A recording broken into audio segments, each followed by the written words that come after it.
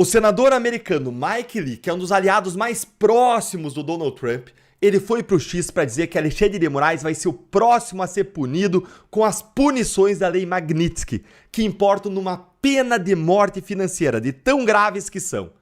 Gente, absorve isso porque isso é muito importante e é muito grave, porque vai ser a primeira vez que Alexandre de Moraes vai ser punido pelos abusos que ele pratica. E não tem jeito, gente, a fervura, ela tá subindo. A cada história de cidadãos brasileiros, americanos, sendo censurados, sendo vítimas de ordens judiciais abusivas de Alexandre de Moraes, quanto mais isso acontece, mais o governo americano e os parlamentares americanos vão se convencendo, não só de que o ministro Alexandre de Moraes pratica abusos, mas sim também de que ele deve ser punido com sanções econômicas por Donald Trump. E agora, nesse momento, o estupim do novo pedido de punições foi um abuso de Moraes cometido contra uma brasileira, a Flávia Magalhães, e ela tem cidadania americana. Fica aqui comigo que eu vou te mostrar duas coisas hoje. Primeiro, eu vou te mostrar o que foi que disse o senador Mike Lee, e segundo, que história é essa da Flávia Magalhães que indignou o senador. Mas não sai daí, gente, porque essa história é realmente explosiva. O Moraes simplesmente mandou prender uma cidadã americana e apreendeu seu passaporte sem dar qualquer justificativa para isso. É loucura, mas é isso que a gente está vivendo aqui no Brasil. E no final vou te mostrar um tweet ainda de uma grande personalidade que coloca mais fervura, não mais água na fervura, mais fogo nessa fervura em toda essa história. Lê aqui comigo então o tweet do senador Mike Lee, que deu início a isso tudo. E dá uma olhadinha em quem que é o senador Mike Lee, na fotinho dele aí, ó. O que o Mike Lee disse? Ele tweetou em inglês, traduzi aqui, e ele disse: Juiz Voldemort, conheça a Lei Magnitsky, lançando aí, fazendo uma referência ao mundo do Harry Potter, né? Um feitiço Magnitsky em cima do juiz Voldemort. E ele segue: Lei Magnitsky, conheça o seu futuro indicado. Indicado para sofrer sanções, né? Também empossado, intitulado a essas sanções da Lei Magnitsky. É quem vai ser o próximo a sofrer as consequências. O que ele está dizendo aqui, com todas as letras, é que Moraes vai ser a próxima autoridade estrangeira a se tornar alvo da Lei Magnitsky, que é uma lei federal americana aprovada durante o governo Barack Obama, que pune com cassação de vistos e com sanções econômicas financeiras aquelas autoridades estrangeiras que violem direitos humanos ou que pratiquem atos de corrupção. É tão grave que foi apelidada essa sanção da Lei Magnitsky de pena de morte econômica, ou pena de morte financeira da pessoa. E eu já publiquei, gente, aqui no vídeo aqui no nosso canal, um vídeo completo sobre essa lei, sobre as punições da Lei Magnitsky e sobre as articulações dos parlamentares americanos para aplicar essa lei contra o Moraes. Eu vou deixar para você no final, aqui na tela, e também vou deixar na descrição esse vídeo para você assistir e entender um pouco melhor sobre o que significam essas sanções, essas punições. Mas, Deltan, o que esse caso da Flávia Magalhães que foi que causou essa manifestação do senador Mike Lee? Olha, lê aqui comigo na revista US para você entender. O caso de Flávia levanta questões sobre a jurisdição e os limites da justiça brasileira em relação aos cidadãos de outros países. Residente nos Estados Unidos há 22 anos, a Flávia vive em Pompano Beach, cidade próxima de Miami, onde ela se casou e onde ela teve um filho. Segundo ela, sua conta na rede social foi bloqueada sem aviso prévio e em fevereiro de 2024 teve a prisão preventiva decretada pelo STF. A decisão estaria baseada na alegação de uso de documento falso ao ingressar no Brasil, apesar da sua entrada e sua saída do país terem ocorrido de forma legal. A brasileira é representada pelo advogado Paulo Faria, que também atua na defesa do ex-deputado Daniel Silveira. Segundo Faria, os pedidos de acesso aos autos do processo foram reiteradamente negados. Negados, gente. E agora aqui uma citação dele, aspas dele. Contestei a legalidade da ação e argumentei que ela nunca foi intimada sobre qualquer decisão judicial, mas nada disso teve efeito. Finja surpresa. É tudo muito absurdo, ao extremo. Mas infelizmente não é nada diferente do que o Moraes vem fazendo no Brasil nos últimos 6 anos naqueles inquéritos ilegais dele. Mas agora a coisa muda de figura porque ele está cometendo esses abusos agora não contra um brasileiro comum que não tem força alguma contra ele, mas contra uma cidadã americana que está fora da jurisdição do Moraes, protegida pelos Estados Unidos. Olha só como essa história vai ficando cada vez mais absurda e vai deixando aqui o seu like para a voz da nossa indignação conjunta chegar ainda mais longe.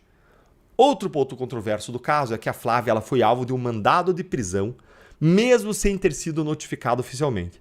A ordem judicial incluiu tanto o seu nome no passaporte brasileiro quanto no passaporte norte-americano. Para sua defesa, a decisão do STF viola a soberania dos Estados Unidos, uma vez que um cidadão norte-americano estaria sendo perseguido judicialmente em outro país por suas opiniões políticas. Isso não pode acontecer, porque a primeira emenda dos Estados Unidos ela protege todo mundo que é americano na sua liberdade de expressão. Então, os Estados Unidos eles tendem a reagir fortemente contra isso. Vamos seguir. A determinação do Supremo decorreu de uma publicação feita por Flávia em 2022, enquanto ainda residia nos Estados Unidos. Sem conhecimento da suposta ordem judicial, ela continuou utilizando suas redes sociais, o que levou à alegação de descumprimento da decisão e de agravamento de sua situação judicial.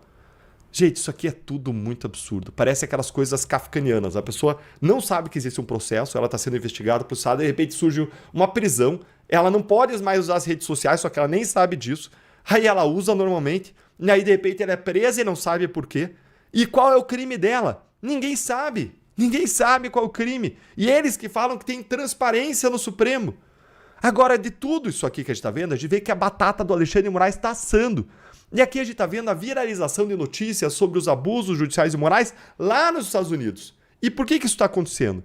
Porque vários influencers, políticos, jornais de direita, como a Revista OS, estão traduzindo suas matérias e posts para o inglês para que informações como essas cheguem ao governo americano e aos parlamentares americanos. E aparentemente, gente, isso tudo tá dando muito, mas muito certo. Olha aí agora o que eu vou mostrar para você. É um post do Mário Naufal. Ele tem mais de 2 milhões de seguidores. Ele fez o post em inglês falando sobre o caso da Flávia. Dá uma olhadinha aí, ó. Esse aí é o post dele, ó. É o Mário Naufal, para você checar aí. E aí você vai ver aqui o post. O post chegou a simplesmente, ele só tuita em inglês, deve ser norte-americano. O post chegou aí a 1,1 milhão de pessoas. Como eu disse para você, as coisas estão viralizando. Até foi esse post aqui que o senador americano Mike Lee repercutiu. E se você ficou animado, aliás, com o que o senador Mike Lee disse, então curte o vídeo com força e veja aqui agora quem também ficou sabendo desse caso absurdo da Flávia Magalhães e comentou no X em cima desse post aí do Mário Naufal. Adivinha quem? Quem? É o que eu prometi para você para o começo, mostrar uma grande personalidade que também atuou aqui no Twitter em relação a isso. Olha aí quem é, vai descer aqui, descer, olha aí quem é, ó. Olha aqui, ó, ele, Elon Musk, dá uma olhadinha aí. Elon Musk, que como vocês sabem, ele estava alguns dias atrás questionando no X se o Moraes tinha bens e propriedades nos Estados Unidos para serem bloqueados pelas sanções econômicas da Lei Magnitsky.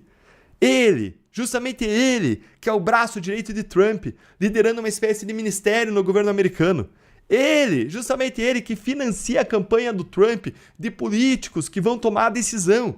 Ele, que foi duramente atingido por decisões abusivas e imorais. Ele, fazendo um tweet aí curtíssimo. Problemático. É um tweet curtíssimo, dizendo que tudo é problemático, mas a importância e força desse tweet é inversamente proporcional ao seu tamanho. O tamanho do tweet, das palavras, é pequena, mas a força dele é enorme. E agora eu quero ouvir a sua opinião. Quero saber o que você achou dos abusos judiciais absurdos do Alexandre de Moraes contra Flávia Magalhães. E eu quero saber o que você acha, se você acha que isso aqui vai ajudar a acelerar ou não as punições do governo americano contra Moraes. Conta aí pra mim nos comentários. Deputado, boa noite ao senhor. Muito obrigado por nos atender aqui em Oeste Sem Filtro. A minha pergunta é mais no âmbito político. O senhor chegou a conversar com o deputado Hugo Mota, que preside a casa na qual o senhor é deputado, ou mesmo com o presidente do Congresso, o presidente do Senado, Davi Alcolumbre, que nós estamos vendo aqui, se por um acaso essa medida for adiante, e do ponto de vista do direito, me parece que o ministro só deveria arquivar, mesmo assim ele pediu a opinião da Procuradoria-Geral da República, enfim, tudo pode acontecer, inclusive uma manifestação contrária da PGR, e ele determinar mesmo assim, o senhor já citou outros precedentes, não seria novidade, mas enfim, qual é a posição? O senhor chegou a conversar com o Hugo Mota, porque nós estamos falando de um parlamentar que tem um artigo, os parlamentares têm um artigo só deles na Constituição. A inviolabilidade que o senhor faz como parlamentar, e o senhor está representando sempre o país porque é um parlamentar 24 horas por dia, isso não muda em nada. O senhor teve alguma conversa com o deputado Hugo Mota, pelo menos?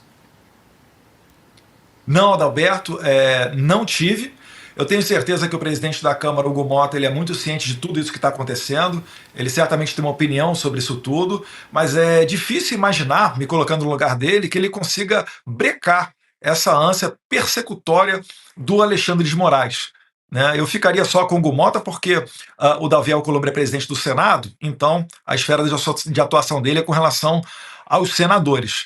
Mas o que o Hugo Mota poderia fazer, caso Alexandre de Moraes decretando a minha prisão, é colocar em votação para que seja decidido pelos deputados sobre a manutenção da minha prisão ou não. Né? E aí eu vou trazer à tona aqui uma lembrança de que quando o deputado Daniel Silveira foi mantida a prisão dele, além de terem enganado os parlamentares nos bastidores, que muita gente dizia, não, recebi uma ligação de uma autoridade aqui, é só para ele ficar 1 a 2 semanas, vai ser só um susto.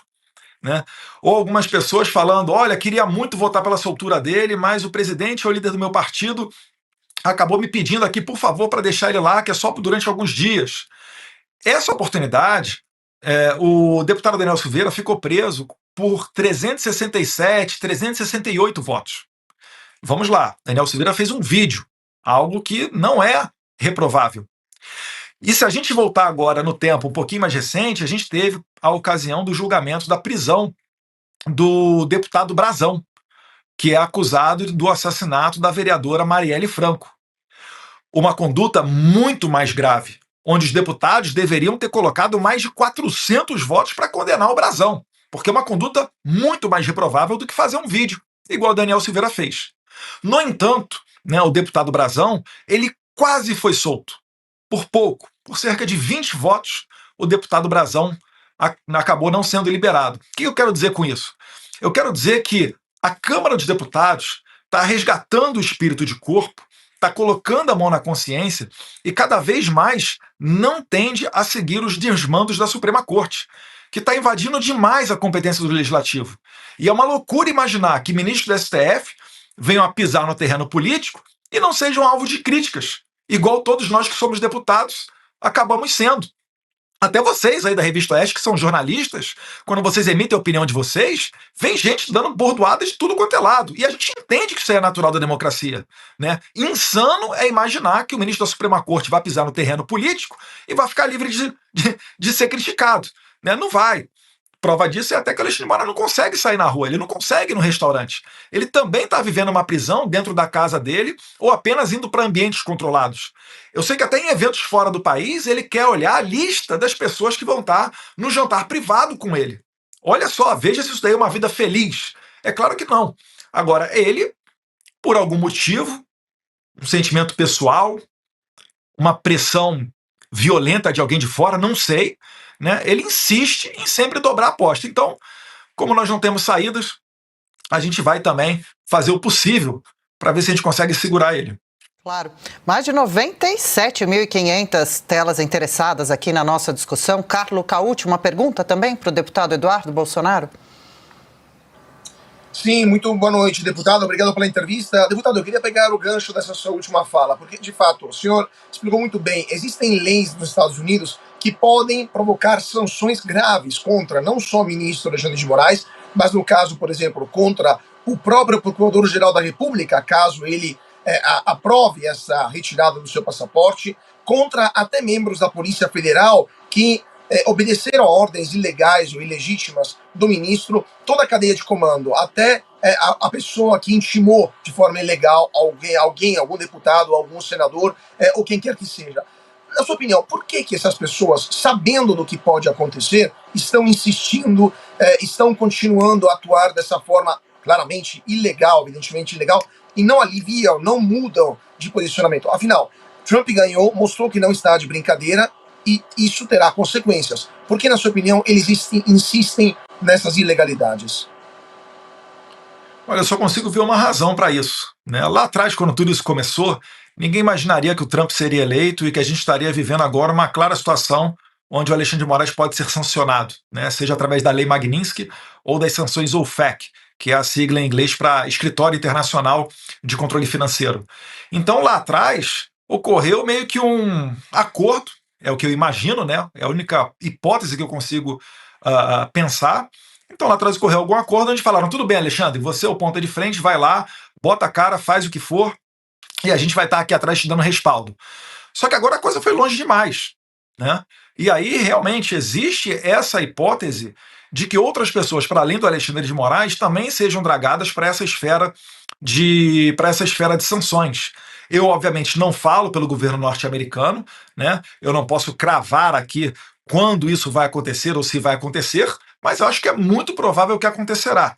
E, como eu estou falando, eu estou traçando paralelos, precedentes abertos, agora, nesse atual governo Donald Trump, né, com a sanção, por exemplo, do Karim Khan, que é o procurador do Tribunal Penal Internacional. Mas a gente não precisa exercitar tanto a imaginação. Os Estados Unidos já sancionou ministros da Suprema Corte de outros países, né, juízes eleitorais da Nicarágua, né, o ministro do STF da Venezuela, o Michael Moreno.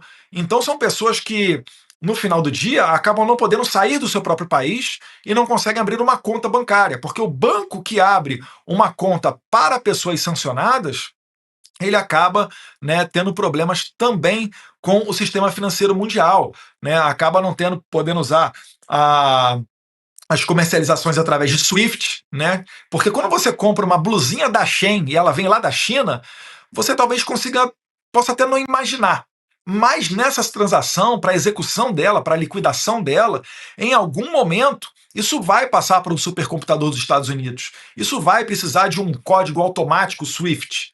E aí você vê que a sua compra não vai ser realizada.